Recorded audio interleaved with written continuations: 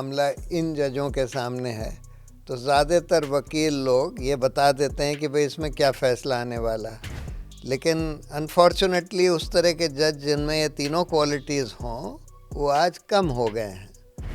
जब से मोदी काल शुरू हुआ है तब से हम हार्डली किसी चीफ जस्टिस को देख रहे हैं जो सरकार के खिलाफ खड़ा होकर लोहा लेने की हिम्मत जिसने दिखाई हो। सर्टेनली न्यायपालिका बहुत हद तक जो हमारे लोकतंत्र का पतन हो रहा है, हमारे संविधान, हमारे जो रेगुलेटरी इंस्टीट्यूशंस की इंडिपेंडेंस ख़त्म हो गई है या बर्बाद होते जा रहे हैं, उसके लिए न्यायपालिका काफ़ी हद तक रिस्पॉन्सिबल है। अगर आज आप देखें कि वो सारे जज, चीफ जस्टिस जिनके खिलाफ मैंने कुछ बोला कहा वो कहाँ खड़े हैं रिटायरमेंट के बाद, तो आज उनसे कोई सोशल गैदरिंग में भी कोई बात नहीं करता। बहुत सारे तो अब जाते ही नहीं हैं क्योंकि उनको पता है कि कोई उनसे बात नहीं करेगा। एक तरह से अछूते हो गए हैं। मुझे उस समय इतना नहीं नज़र आया था, लेकिन बाद में अब मैं रेट्रोस्पेक्टिवली अगर देखूं तो ये लगता है कि शायद उनका थोड़ी सिंपैथी बीजेपी के साथ थी। केजरीवाल को तो शायद पता रहा होगा, लेकिन उसको इसकी परवाह नहीं थी कि भाई ये लोग आ जाते हैं या क्या। वो तो अपना मकसद हल करना चाहता था, वो मुख्यमंत्री बनना चाहता था, वो बड़ा पॉलिटिकल लीडर बनना चाहता था। उसको लगता था कि भाई अगर ये मकसद हल होता है तो ठीक है, हम इन लोगों का भाजपा आ जाए केंद्र में, लेकिन कम से कम हम भी बड़े नेता बन जाएं। तो वो मानसिकता, उसकी जो डिक्टेटोरियल मानसिकता थी, वो उस समय से क्लियर हो गई थी कि उसको ये लगता था कि मैं कन्वीनर हूँ, मैं जो चाहूँ फैसला लूँगा पार्टी का। और अगर कभी उसको ये लगे कि भाई बीजेपी के साथ हाथ मिलाकर ही हमारा मकसद हल हो सकता है तो वो भी कर सकता है। लेकिन जो अल्टरनेटिव मीडिया है, जैसे ये आपका चैनल है या और इंटरनेट पर जो मीडिया है, वो इनके कंट्रोल में नहीं है। कोशिश कर रहे हैं तरह तरह से। नहीं, सबसे बड़ा अफसोस तो यही है कि हमने एक ऐसे आंदोलन की अगुवाई करी जिसका हश्र ये हुआ कि इस तरह की नफरती, असभ्य, हिंसक, भ्रष्ट, फांसीवादी सरकार सत्ता में आ गई। ट्रंप, मोदी जैसे लोग, वो लोग ज़्यादातर नेगेटिव इमोशन से कंट्रोल्ड होते हैं। नमस्कार, बात बोलेगी में आपका स्वागत है। मैं हूं मुकेश कुमार। दोस्तों, बात बोलेगी में आज हमारे साथ हैं जाने माने वकील, मानवाधिकारों के लिए लड़ने वाले योद्धा और सामाजिक राजनीतिक कार्यकर्ता प्रशांत भूषण। वे हर जन आंदोलन के साथ खड़े नजर आते हैं। वे आम आवाम और न्याय के हक में अदालती लड़ाइयों में मुब्तला रहते हैं। कोविड महामारी के दौरान प्रवासी मजदूरों के लिए भी वे खड़े होते हैं और खेती पर कब्जा करने वाले 3 काले कानूनों के विरोध में भी। वे न्यायपालिका की खामियां भी उजागर करते हैं, अवसरवादी भ्रष्ट जजों की पोल खोलते हैं, यहाँ तक कि सुप्रीम कोर्ट के फैसलों पर उंगली उठाने से भी नहीं चूकते। उन्हें अदालत की अवमानना का दोषी भी ठहराया जाता है। उन पर शारीरिक हमले भी होते हैं, मगर वे झुकते नहीं, अपनी राह पर चलते रहते हैं। वे चुनाव आयोग और दूसरी संवैधानिक संस्थाओं के पतन के खतरे से देश को चेताते रहते हैं। वे सत्ता से सवाल करने से नहीं घबराते, वे सत्ता की कटु आलोचना करने से पीछे नहीं हटते। बोफोर्स से लेकर राफेल तक के भ्रष्टाचार के खिलाफ अदालती लड़ाइयाँ लड़ते हैं, कभी हारते हैं, कभी जीतते हैं, मगर पीछे नहीं हटते। पीएम केयर फंड हो या इलेक्टोरल बॉन्ड का अवैध कारोबार, वे प्रधानमंत्री को, उनकी सरकार को चुनौती न देते नजर आते हैं। वे बड़े बड़े उद्योगपतियों, कंपनियों की धांधलियों का पर्दाफाश करने वालों में से हैं। वे कारपोरेट के काले कारनामों के खिलाफ लड़ाई न्यायिक इतिहास का जो उन्होंने लड़ी है वो न्यायिक इतिहास का हिस्सा हैं। वे राजनीतिक मोर्चे पर भी तैनात रहते हैं। अन्ना आंदोलन में हिस्सेदारी, आम आदमी पार्टी की स्थापना में महत्वपूर्ण भूमिका निभाते हैं और फिर उससे बाहर भी हो जाते हैं या बाहर कर दिए जाते हैं। वही प्रशांत भूषण आज बात बोलेगी में हमारे मेहमान हैं, तो आइए उनसे बात करते हैं। प्रशांत जी, कार्यक्रम में आपका बहुत बहुत स्वागत है। मेरा पहला सवाल ये है कि न्यायपालिका को लेकर एक अजीब सी निराशा है, हताशा है समाज में। पहले ये उम्मीद की जाती थी कि चलो लोअर जुडिशरी से न्याय नहीं मिलेगा तो सुप्रीम कोर्ट तो है, लेकिन हाल के वर्षों में अब वो अजीब सा उसको देखते हैं, शक की निगाहों से देखते हैं। कौन सी बेंच होगी, कौन से जज होंगे, इस पर किस तरह का फैसला आएगा, सरकार क्या चाहती है, इतने तरह के सवाल। आप क्या सोचते हैं? नहीं, ये बात सही है कि हाल के दिनों में न्यायपालिका की स्वतंत्रता पर बहुत बड़ा प्रश्न चिन्ह लग गया है और हम देख रहे हैं कि जिस तरह से हाई कोर्ट और सुप्रीम कोर्ट को सरकार से स्वतंत्र होकर काम करना चाहिए और बिल्कुल निष्पक्ष तरीके से मौलिक अधिकारों की रक्षा करनी चाहिए, संविधान की रक्षा करनी चाहिए, उस तरह से आज न्यायपालिका नहीं काम कर रही है। उसके कई कारण हैं, मैं उन कारणों में जा सकता हूँ, लेकिन ये बात सही है और इस वजह से लोग बहुत चिंतित हैं। ये कई खामियां न्यायपालिका में पहले से थीं। आम आदमी तो न्यायपालिका में प्रवेश ही नहीं कर पाता क्योंकि उसके पास वकील करने के लिए पैसे नहीं हैं और इसी वजह से अधिकतर लोग जो आज जेलों में हैं वो कॉन्विक्ट्स नहीं हैं, अंडर ट्रायल हैं या अंडर इन्वेस्टिगेशन हैं। वो अपनी बेल कराने के लिए उनके पास कोई साधन ही नहीं है। दूसरी बात, तारीख पर तारीख लगती रहती है, केस जल्दी तय नहीं होते और जब तय भी होते हैं तो कई बार गलत तय हो जाते हैं क्योंकि जज या तो नासमझ है और या फिर भ्रष्ट है। तो ये सब खामियां पहले से थीं, लेकिन एक प्रॉब्लम जो हाल में खड़ी हुई है, खासकर मोदी काल में, वो न्यायपालिका की स्वतंत्रता की है और ये बहुत चिंता का विषय है क्योंकि अगर न्यायपालिका स्वतंत्र नहीं रहेगी तो ना तो वो मौलिक अधिकारों की रक्षा कर पाएगी और ना ही वो संविधान की रक्षा कर पाएगी जो उनका दायित्व है।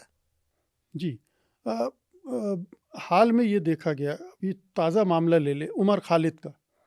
उमर खालिद को 5 साल जेल में रहने के बावजूद जमानत नहीं दी गई। एक और फैसला आया उसी दिन सुप्रीम कोर्ट का, उसमें जमानत दे दी गई। वो पीएमएलए का मामला था, ये यूएपीए का मामला था। ये कहा जा रहा है कि सुप्रीम कोर्ट के अंदर कई सुप्रीम कोर्ट है। देखिए, आज तो ये हालात हो गए हैं कि अगर आपको ये कोई बताए कि भाई ये मामला इन जजों के सामने है तो ज़्यादातर वकील लोग ये बता देते हैं कि भाई इसमें क्या फ़ैसला आने वाला है। अगर किसी दूसरे जज के सामने हो तो बिल्कुल अलग फ़ैसला हो सकता है। तो आज सब लोग समझते हैं कि कौन जज बिल्कुल निष्पक्ष हैं, कौन ईमानदार हैं, कौन सरकार से स्वतंत्र हैं और किन में रीढ़ की हड्डी है। तो जब आप ईमानदार होंगे और स्वतंत्र होंगे और रीढ़ की हड्डी भी होगी, तब तो आप सरकार से लोहा ले सकते हैं, सरकार के खिलाफ फैसले दे सकते हैं। लेकिन अनफॉर्चुनेटली उस तरह के जज जिनमें ये तीनों क्वालिटीज़ हों वो आज कम हो गए हैं। यही तस्वीर पेश करता है कि आजकल जज बहुत सारे मोटिव से प्रभावित होते हैं, बहुत सारे फैक्टर से प्रभावित होते हैं। सिर्फ इस आधार पर नहीं फैसले देते कि संविधान क्या कह रहा है, कानून क्या कह रहा है, न्याय किस पक्ष में है, मौलिक अधिकारों की रक्षा कैसे करने की ज़रूरत है और बहुत सारे एक्सट्रेनियस फैक्टर्स है कि सरकार क्या चाहती है। कई बार अगर जज ईमानदार नहीं होते तो फिर बेईमानी की वजह से फैसले हो जाते हैं। बहुत सारी प्रॉब्लम्स हो गई। ये भी कहा जा रहा है कि माइनॉरिटीज़ के लिए अब न्याय हासिल कर पाना इस देश में बहुत मुश्किल हो गया। जहाँ भी माइनॉरिटी कम्युनिटी के मुस्लिम होंगे वहाँ उनको परेशानी आती है क्योंकि सरकार भी, पूरा तंत्र उनके साथ, उनके खिलाफ है और फिर न्यायालय में भी इस तरह के बायसेस बहुत बढ़ गए हैं। हाँ, तो बहुत सारे ऐसे जज अपॉइंट हो गए हैं हाई कोर्ट्स में और सुप्रीम कोर्ट में जो जिनकी मानसिकता उसी टाइप की है। कई तो बिल्कुल सरकार के नॉमिनेशन पर अपॉइंट हुए हैं, ऑल्दो कानून ये नहीं कहता। कानून तो कहता है कि सुप्रीम कोर्ट के 5 वरिष्ठ जज चयन करेंगे, लेकिन हो ये रहा है प्रैक्टिस में कि सरकार अपने लोगों के नाम नॉमिनेट करती है और कहती है कि भाई इनको अगर आप नहीं बनाएंगे तो फिर हम आपके जज नहीं बनने देंगे। और कायदे से तो ऐसे सिचुएशन में सुप्रीम कोर्ट को या तो कंटेम्प्ट का इस्तेमाल करना चाहिए कि भाई अगर उन्होंने रिकमेंडेशन भेजी और सरकार उस पर बैठी हुई है, ना तो हाँ बोल रही है ना बोल रही है, और अगर ना बोलती है और कोलिजियम ने फिर से यूनानिमसली रिटरेट किया, उसके बाद भी अपॉइंटमेंट ऑर्डर नहीं इशू कर रही है, तब तो ये सीधा सीधा कंटेम्प्ट ऑफ कोर्ट का मामला है। तो या तो वो लॉ मिनिस्टर या प्राइम मिनिस्टर के खिलाफ कंटेम्प्ट ऑफ कोर्ट चलाएं, और या फिर जैसा गवर्नर के मामले में सुप्रीम कोर्ट ने पहले कहा था कि अगर 3 महीने में गवर्नर कोई उस पर हाँ या ना नहीं भरता तो मान लिया जाएगा कि डीम्ड अप्रूवल हो गया। उसी तरह से जजेस के अपॉइंटमेंट में कह सकते हैं कि अगर सरकार 3 महीने तक हाँ या ना बोले तो मान लिया जाएगा कि डीम्ड अप्रूवल हो गया, और उस जज को ओथ दिला दी जाएगी, जज बना दिया जाएगा। ओथ तो कोर्ट ही देता है, सरकार नहीं देती। तो इसलिए कायदे से इनको ये करना चाहिए। लेकिन हो ये रहा है प्रैक्टिस में कि सरकार कहती है कि भाई देखिए 3 आप आदमी हमारे बनाइए, तब 3 आदमी हम आपके बनने देंगे। तो इस तरह से बहुत सारे जज जो आज मौजूदा जज हैं हाई कोर्ट सुप्रीम कोर्ट में, वो सरकार के नॉमिनेशन पर आए हैं। और ये सरकार ने तो बिल्कुल ठान ली है कि माइनॉरिटीज़ कम्युनिटी के जज नहीं बनने देंगे। सिर्फ और बहुत सारे जज जो इन्होंने नॉमिनेट किए हैं वो थोड़ा कम्युनल माइंडेड हैं। बहुत सारे हैं ऐसे कि जिनकी रीढ़ की हड्डी नहीं है, तो सरकार के खिलाफ कुछ करने की हिम्मत ही नहीं है उनकी, और कुछ उनमें से बेईमान भी हैं। तो इसलिए बहुत बड़ी प्रॉब्लम खड़ी हो गई है। और किसी सीजीआई में दम नहीं है कि सरकार के सामने खड़ा हो जाए, लगातार सरेंडर करते रहते हैं। हाँ, हाल में तो यही देखा गया है। जब से मोदी काल शुरू हुआ है तब से हम हार्डली किसी चीफ जस्टिस को देख रहे हैं जो सरकार के खिलाफ खड़ा होकर लोहा लेने की हिम्मत जिसने दिखाई हो। ये टर्निंग पॉइंट क्या था हमारी जुडिशरी का 2014, या वो फैसले जैसे राम मंदिर का एक फैसला है, या सहारा डायरीज का केस है, या अडानी के कुछ फैसले हैं, या धारा 370 का मामला है, इलेक्टोरल बॉन्ड्स का, कहाँ जाकर ये आपको लगा कि ये जुडिशरी तो अब पथभ्रष्ट हो गई है? नहीं, धीरे धीरे करके मतलब शुरुआत वहीं से हुई 2014 के बाद से, में भी 2015-16 में बहुत सारे फैसले आए। बिरला सहारा का मामला आया, रफाइल का मामला आया, अयोध्या का मामला आया, अडानी के मामले आए, तमाम मामले आए, लैंड एक्विजिशन एक्ट के मामले आए, जिसमें बार बार यही देखा गया। अच्छा, ये बेल के मामले आए से उमर खालिद का। इसमें एक बड़ा सवाल ये है कि भाई ये मामला नंबर 17 बेंच में कैसे भेजा गया? जूनियर मोस्ट बेंच जो थी सुप्रीम कोर्ट की, उसके पास क्यों भेजा गया इतना अहम मामला बेल का? उसी तरह से पहले बेला त्रिवेदी के सामने क्यों भेजा गया?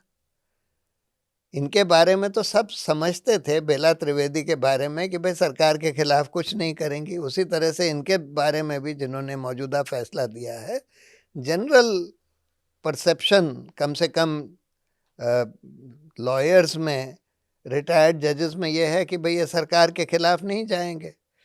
तो इसलिए अब वो भेजते हैं चीफ जस्टिस, वो कहते हैं कि वो मास्टर ऑफ रोस्टर हैं। तो पहले चंद्रचूड़ साहब ने बेला त्रिवेदी के यहाँ भेज दिया, अभी हाल में गवई साहब ने इनके यहाँ भेज दिया। नंबर 17 जज थे, ऑलमोस्ट जूनियर मोस्ट। तो बहुत सारी प्रॉब्लम तो ये भी है कि सक्सेसिव चीफ जस्टिस ने बिरला सहारा का मामला, उस समय खेर साहब चीफ जस्टिस थे, उन्होंने अरुण मिश्रा के यहाँ भेज दिया था। उसी तरह से लोया का मामला, वो भी अरुण मिश्रा के यहाँ भेज दिया गया था शुरू शुरू में। तो बहुत बड़ी प्रॉब्लम तो यही है कि चीफ जस्टिस के पास जो मास्टर ऑफ रोस्टर की पावर है, और अगर चीफ जस्टिस खड़ा ना हो पाए सरकार के सामने, तो फिर वो वही करते हैं जो सरकार चाहती है कि भाई जो केस जिस जज के सामने, जैसे मैंने बोला, अगर आप हमें ये बता दें कि भाई इस जज के सामने लगा है, तो मैं तकरीबन सर्टेनिटी से बता दूंगा कि इस केस का क्या फैसला होएगा। तो सब लोग ये बात जानते हैं। तो इसलिए अगर मास्टर ऑफ रोस्टर सरकार के कंट्रोल में आ गया, तो फिर आप ये मानकर चलिए कि कोई भी अहम केस का फैसला सरकार के खिलाफ नहीं हो पाता। और आपने उमर खालिद के मामले का जिक्र किया, ये भी अजीबो गरीब लगा कि साल भर तक आप अप्लाई भी नहीं कर सकते। साल भर का टाइम आप पुलिस को दे रहे हैं जो 5 साल में चार्जशीट नहीं फाइल कर पाए। हाँ, 5 साल में ट्रायल नहीं शुरू कर पाए, ट्रायल नहीं शुरू किया उन्होंने। हाँ, मतलब ऑब्वियसली ये फैसला तो सरकार के इन्फ्लुएंस में लिया गया है, तो जाहिर है कि जो सरकार चाहती थी वही किया गया है। इसका मैसेज क्या जाता होगा माइनॉरिटी कम्युनिटी में या पूरे देश में? नहीं, मैसेज तो बहुत खराब जाता है। माइनॉरिटी कम्युनिटी में तो बहुत हताशा है। उनको लग रहा है कि भाई एक तरफ तो सरकार उनको रौंदने में लगी है, माइनॉरिटी कम्युनिटी को, और दूसरी तरफ न्यायपालिका भी उनकी रक्षा नहीं कर रही, जो कि उनकी ड्यूटी है कि भाई मौलिक अधिकारों की रक्षा करना, सेकुलरिज्म की रक्षा करना, लेकिन नहीं कर रही है बाय एंड लार्ज। एक समय 4 जजों ने बाहर आकर प्रेस कॉन्फ्रेंस करके कहा कि सरकार न्यायपालिका दबाव में है, सुप्रीम कोर्ट राजनीतिक दबाव में। वो एक तरह का आँख खोलने वाला मसला था, लेकिन कुछ बदलाव नहीं आया बल्कि और गिरावट आई। ये क्यों हुआ? ये जो कम्युनिटी है, जो लीगल कम्युनिटी, उसने इसको यूं ही आने जाने दिया।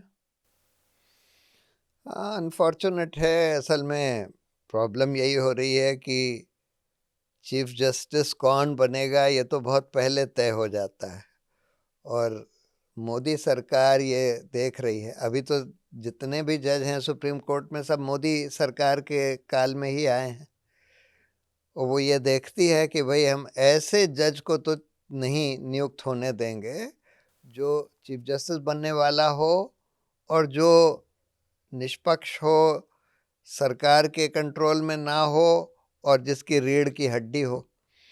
ऐसे को वो बनने ही नहीं देते जो कि ऐसा चीफ जस्टिस बन जाए। लेकिन कभी कभी अपवाद हो जाता है, तो हो सकता है, अब आगे देखिए, हो सकता है मैं एक पर्टिकुलर चीफ जस्टिस के बारे में उम्मीद लगाए बैठा हूँ, जो कि चीफ जस्टिस बनेंगे और रहेंगे, कि वो शायद सरकार के दबाव में ना आए। इमरजेंसी के दौरान कमिटेड जुडिशरी की बात होती थी। क्या आज हम वहाँ पहुँच गए हैं, कमिटेड जुडिशरी वाले मुकाम पर? बहुत सारे जजेस तो कमिटेड हो गए हैं, लेकिन अभी पूरी जुडिशरी कमिटेड नहीं है।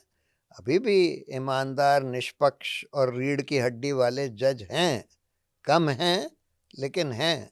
एक इतने अहम मुद्दे पर एक काइंड ऑफ पॉलिटिकल डिसीजन लिया गया हो, और जिन लोगों ने बिल्कुल गैर कानूनी तरीके से मस्जिद ध्वस्त करी, उन्हीं लोगों को वो ज़मीन दे दी गई हो कि भाई आप यहाँ मंदिर बना लीजिए।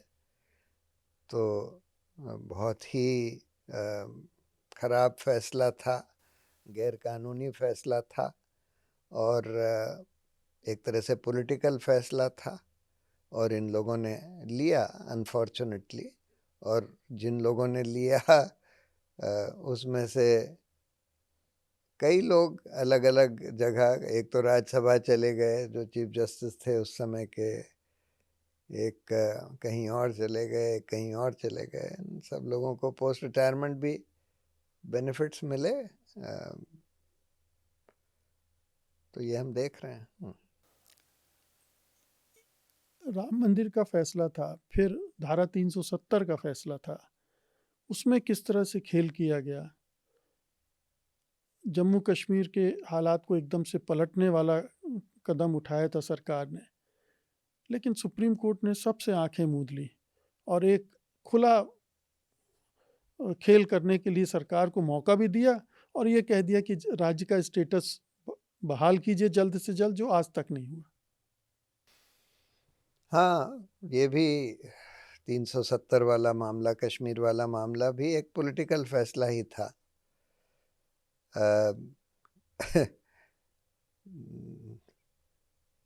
मेरी राय में बिल्कुल गलत फैसला था। मेरी राय में सरकार से इन्फ्लुएंस होकर वो फैसला दिया गया था। एक तरह से ये भी कहा जा सकता है कि एक पॉपुलिस्ट फैसला भी था, क्योंकि एक ये जनरल फीलिंग थी कि पॉपुलर सेंटिमेंट भी यही कह रहा है कि भाई 370 हटा दो। जिस तरह से राम मंदिर का भी फैसला एक पॉपुलिस्ट फैसला भी कहा जा सकता है। कई फैसले आए जैसे जो आधे अधूरे थे। इलेक्टोरल बॉन्ड का फैसला आपने उसे असंवैधानिक करार दिया, लेकिन उसके बाद कुछ नहीं किया। हाँ, मतलब उन्होंने दो चीज़ें अच्छी करी। एक तो असंवैधानिक करार दिया और दूसरा ये भी बोला कि भाई ये बताइए कि बॉन्ड्स किसको दिए गए। और जब उसमें ये निकल कर आया कि इलेक्टोरल बॉन्ड्स उन कंपनियों ने उन पार्टियों को दिए जिन पार्टी की सरकारों ने उनको कॉन्ट्रैक्ट्स दिए थे या कोई फ़ायदा पहुंचाया था या ईडी या सीबीआई को उनके ऊपर से हटा लिया था, और ये जाहिर हो गया कि भाई ये घूस के तौर पर बॉन्ड्स दिए गए। फिर भी सुप्रीम कोर्ट ने, हम लोगों ने पिटिशन फाइल करी कि भाई इसमें एक इंडिपेंडेंट एसआईटी बनाइए। सीबीआई वगैरह भी इसकी जांच नहीं कर सकती, क्योंकि सीबीआई भी कटघरे में है इसमें।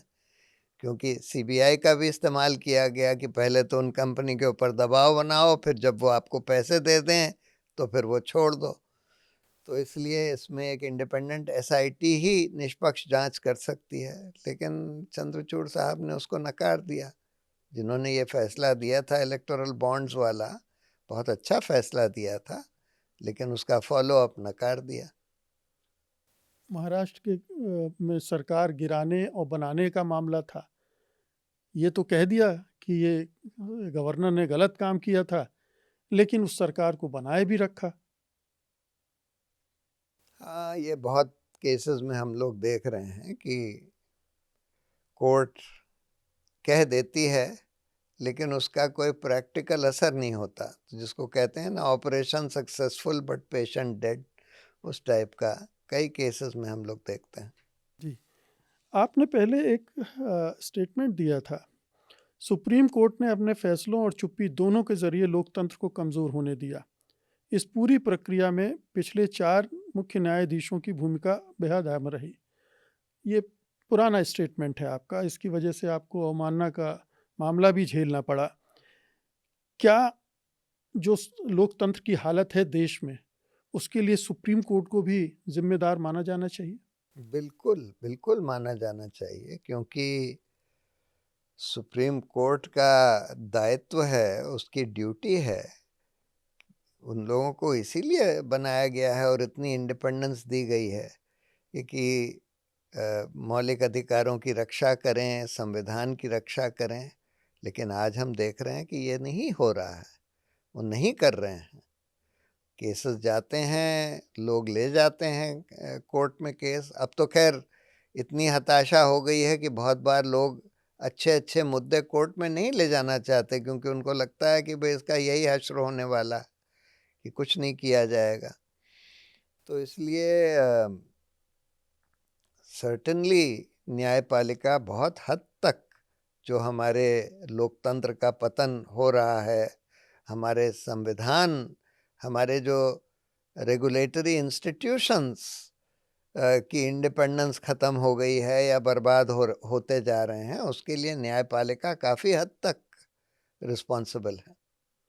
और ऐसे में जब जस्टिस शेखर यादव जैसे लोग वीएचपी की मीटिंग में जाकर एक अलग तरह का स्पीच देते हैं, बिल्कुल हिंदुत्व वाली, और जो सुप्रीम कोर्ट है या जो कॉलेजियम है जिसे एक्शन लेना चाहिए वो शांत बैठा रहता है। हाँ, तो हम बहुत सारे केसेस में देख रहे हैं ना कि जहाँ सरकार का दबाव होता है वहाँ ना तो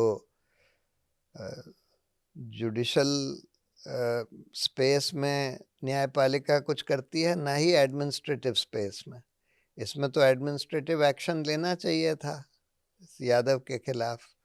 कायदे से इन हाउस कमेटी का गठन होना चाहिए था, उसके बाद उनका इम्पीचमेंट रेकमेंड करना चाहिए था, उसके बाद उनसे वर्क विड्रॉ कर लेना चाहिए था, लेकिन ये सब नहीं किया गया। देश में ऐसे और भी कई मामले हुए हैं और एक खामोशी है। तो क्या ये एक साफ मैसेज है कि अगर हिंदुओं से रिलेटेड कोई मामला होगा तो उसको उतनी गंभीरता से नहीं लिया जाएगा?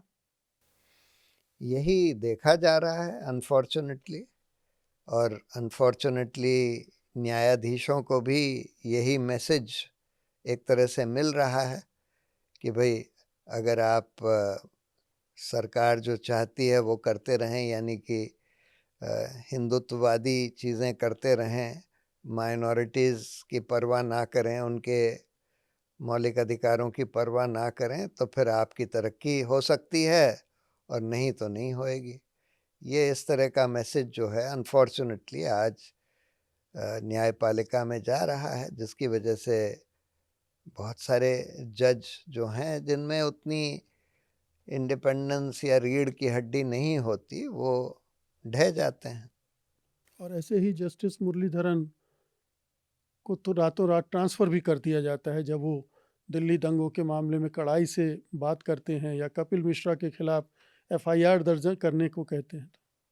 हाँ, ये भी हुआ है कि जो लोग इंडिपेंडेंट होकर, और भी लोग ऐसे हुए हैं, जैसे एक वो गुजरात के बहुत अच्छे बहुत ही बढ़िया जज माने जाते थे, जो वन ऑफ द, जिनको सारे गुजरात के लॉयर्स कहते हैं कि वन ऑफ द बेस्ट जजेस एवर, उनको नहीं सुप्रीम कोर्ट में आने दिया, डिस्पाइट द फैक्ट कि कोलिजियम भी ये मानता था कि भाई उनको लाना चाहिए, लेकिन ये पता था कि सरकार किसी हालत में नहीं आने देगी उनको उनको नहीं लाया गया।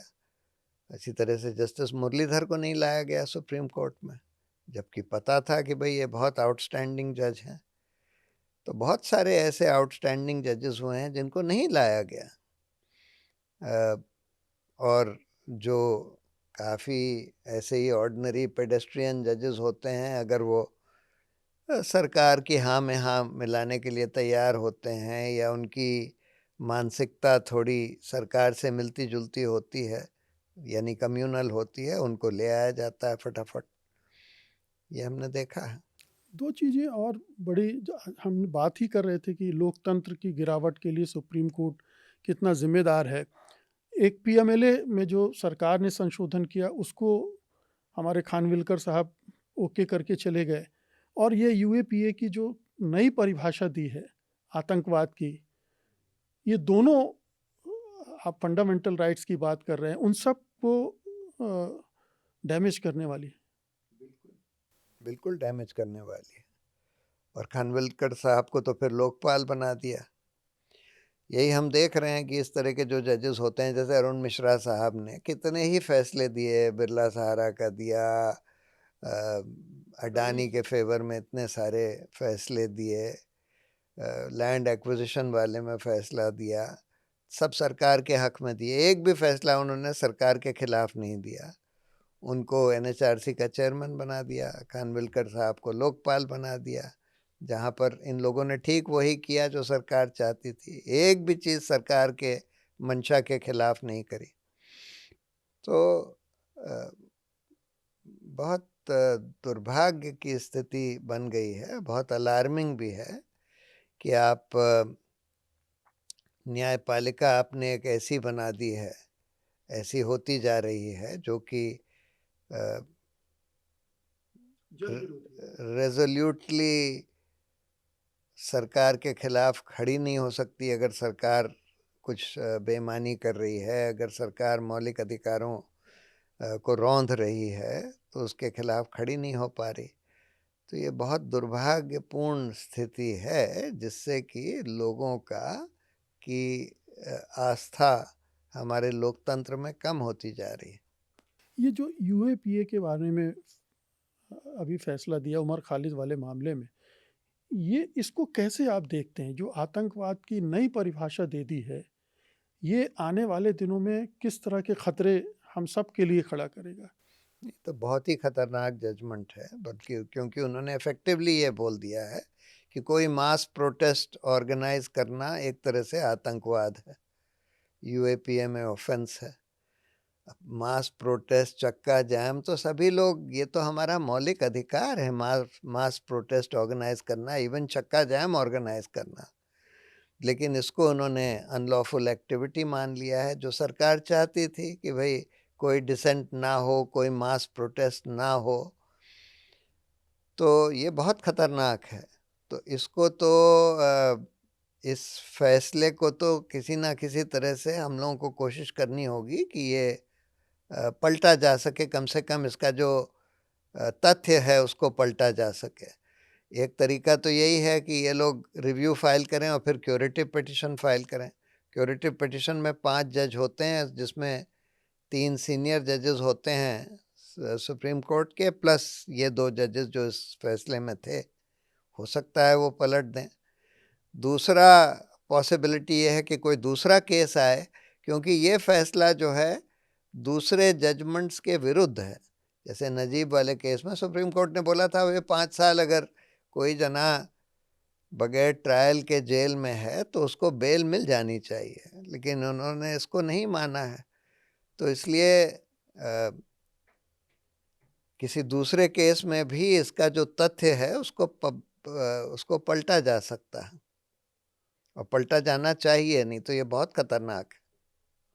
एक तरफ उमर खालिद 5 साल से जेल में हैं, उनको जमानत नहीं दी जाएगी, और उधर बाबा राम रहीम है जिन्हें लगातार पैरोल मिलती रहती है, वो सज़ा याफ्ता है, अभी इनका ट्रायल भी शुरू नहीं हुआ। ये अजीब कंट्रोडिक्शन नहीं देखते आप? बिल्कुल, बहुत ही अजीब कॉन्ट्रडिक्शन है। राम रहीम को बार बार पैरोल देना, ऑफ कोर्स उसकी सहमति सरकार भरती है, तो ये तो खैर सरकार की गलती है, लेकिन उसको फाइनली अप्रूव तो कोर्ट को करना होता है, और कोर्ट लगातार अप्रूव करता जा रहा है। ऑब्वियसली कोर्ट जो है सरकार के दबाव में या सरकार की इच्छा के कारण अप्रूव करता जा रहा है। ये सरकार तो इन सारे रेपिस्ट, मर्डरर्स के साथ खड़ी रहती है, चाहे राम रहीम हो, चाहे आसाराम हो, चाहे ये सेंगर हो, चाहे कितने भी लोग हों। ये तो हम देख रहे हैं कि हर जगह बलात्कारी, मर्डरर सब बीजेपी में ही निकल रहे हैं ज़्यादातर, और ये सरकार तो उनको पूरी संरक्षण देती है। चाहे वो बिल्किस बानो के जो रेपिस्ट थे उनको माला पहनाती है, दुनिया भर में जगह जगह जो लोग दंगा कर रहे हैं, जो क्रिसमस में जिन्होंने तोड़ फोड़ करी उनको माला पहनाई जा रही है, बेल दिलवाई जा रही है। ये सब हम देख रहे हैं कि हो रहा है। दुर्भाग्य की बात यह है कि जुडिशरी भी उसमें हाँ में हाँ मिलाने लगी है।